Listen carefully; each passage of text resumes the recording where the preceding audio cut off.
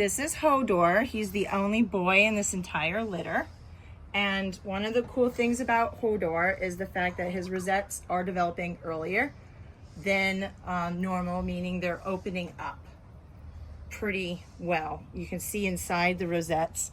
I also love the fact that his black is really black. So you can see here the rosette, rosette, rosette. And then down here, this doesn't look like it's breaking up so much down the back. So that looks like it's gonna stay linear rosette, which is, you know, it's just gonna make it look like a cape, basically a black cape down the back. Here we go. The white is nice and white, which is, I like that. He's stretching. Oh, I gotta stretch. So it's pretty windy out right now. We got a storm coming in. We're trying to catch the last of the light before the storm. And I got some photography lights up to try to help. So you can see here though how his rosettes are.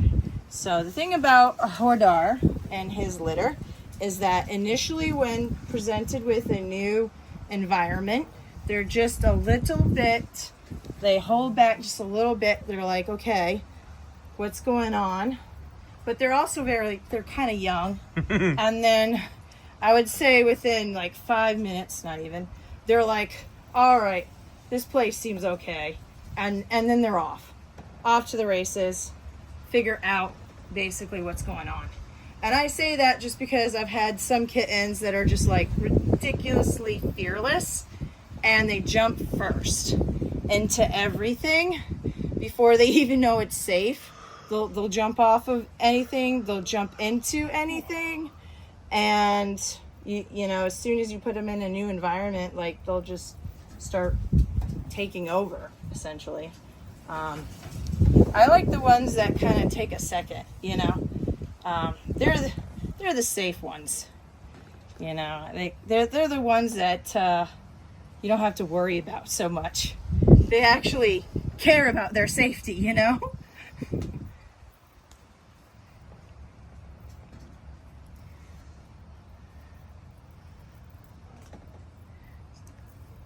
So, and right now there's a lot of new noises that these guys haven't heard before because we don't take them out on the porch too often, and when we do, it's not this windy. You know, it's a nice bright day. There's birds and there's bees and just, you know, nice flower smells right now. We got all these flowers, pollen too. It's pollen season in the air.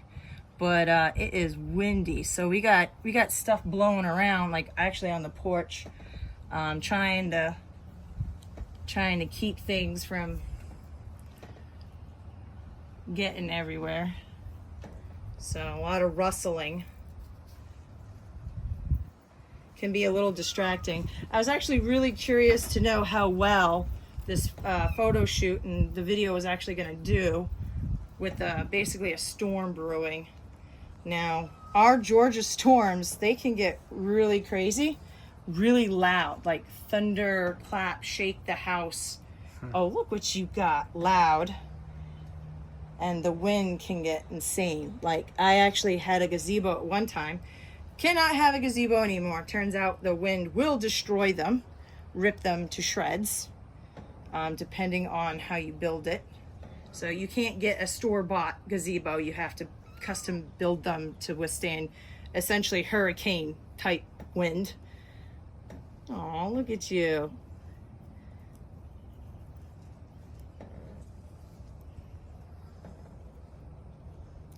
Trying to keep you over here so people can see how beautiful you are. And what you guys might not realize, that he's actually kneading. He's got the toy in his mouth, the tail at least, and at the same time he's so happy. He's pushing his head up against my hand, and he's kneading.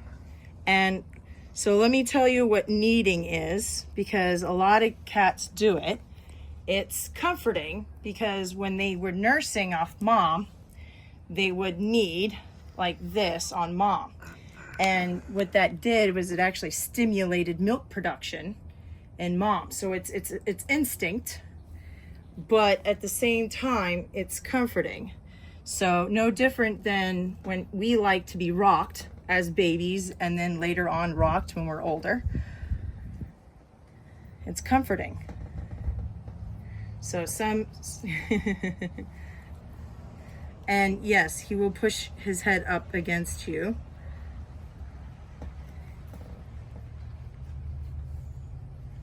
You're so sweet. Yes, you are. Yes, you are. You're so sweet. So this guy, he likes to knead.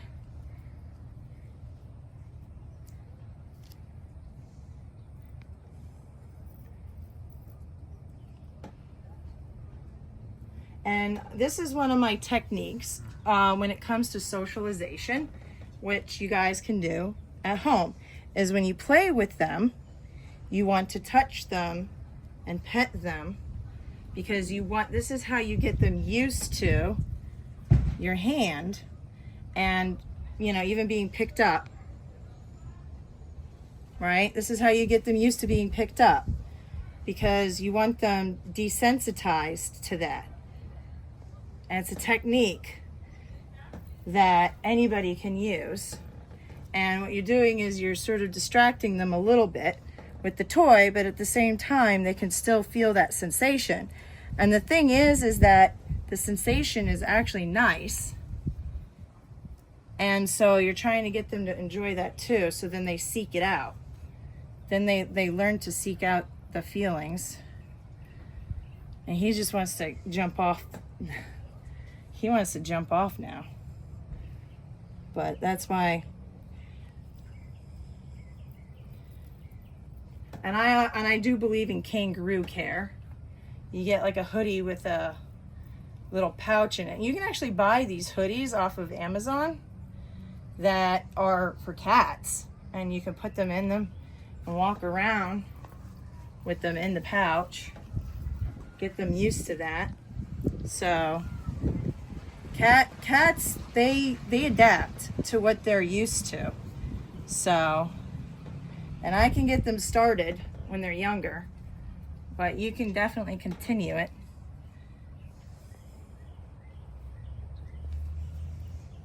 And a lot of breeders that are hobby breeders that work regular jobs, they don't really interact with their kittens so much. They don't have the time to. So they won't do videos. They don't want to show how unsocialized their cat is. Or if they do videos, they really don't show videos of them interacting with the kitten. Holding the kitten, touching the kitten, handling the kitten. They'll have a video of them playing with the kitten, and that's just basically using the prey drive. And a lot of them will have pictures of the kitten walking around, but not, pictures of the kitten like that, because they can't even hold the kitten like that. The kitten won't tolerate it, and that's just because that kitten's not used to being handled. You want them used to being handled.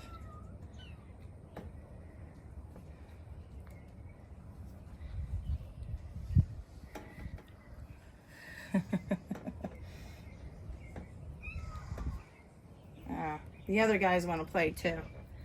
You want to join your siblings? All right.